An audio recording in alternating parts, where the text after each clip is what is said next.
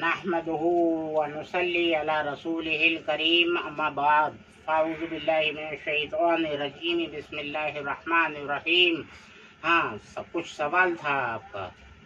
کیا آخری رات میں شہری کھانا اور سورج چھپنے کے بعد افطار کرنا اسی عمل کا نام روزہ ہے؟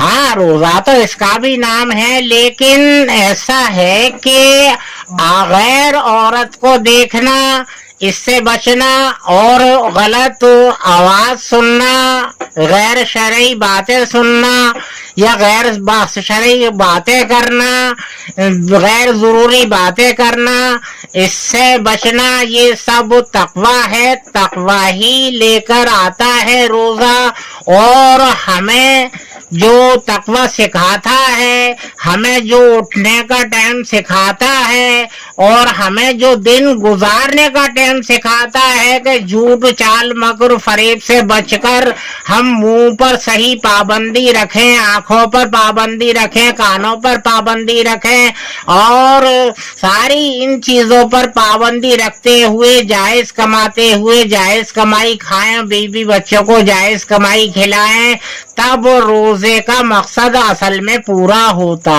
ہے۔ سال کے 12 مہینوں میں رمضان المبارک کا ایک ہی مہینہ کیوں ہے؟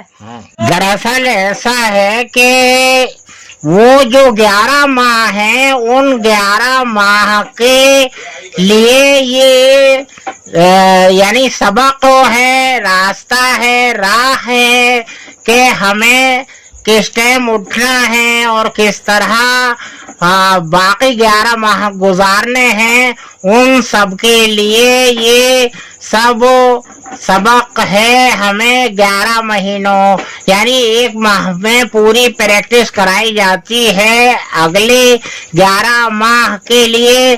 اسی طریقے سے ہم اگر زندگی گزار لیں گے تو ہمارا تو آخری سانس تک روزہ ہی ہوگا۔ ایک ماہ کے روزوں کے بعد ہی عید کیوں آتی ہے؟ دراصل اللہ تعالیٰ نے ایک ماہ کے روزوں کے بعد میں ہمیں ایک دن خوشی کا دیا ہے، ایسا جو کہ ہمیں جو کسی اور دن اتنی خوشی حاصل نہیں ہوتی۔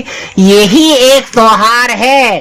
باقی بقرعید یا محرم، چہلم، 12 وفات یا شب برات یہ تہوار نہیں، یہ تو ہمیں صرف ایک ماہ کے روزے رکھنے کے بعد ایک دن خوشی کا ہمیں عطا کیا گیا ہے کہ آپ اس دن خوشی منائیں، اس دن کا روزہ رکھنا حرام ہے۔ ہم اگر تقوی کے ساتھ گزاریں گے تو ہمارا پورا سال روزوں کے ہی مانند گزرے گا اور پوری عمر روزوں کے ہی ساتھ گزرے گی۔ اللہ تعالی ہمیں آخرت میں بہت بہت بڑے انعام عطا فرمائے گا انشاءاللہ تعالی۔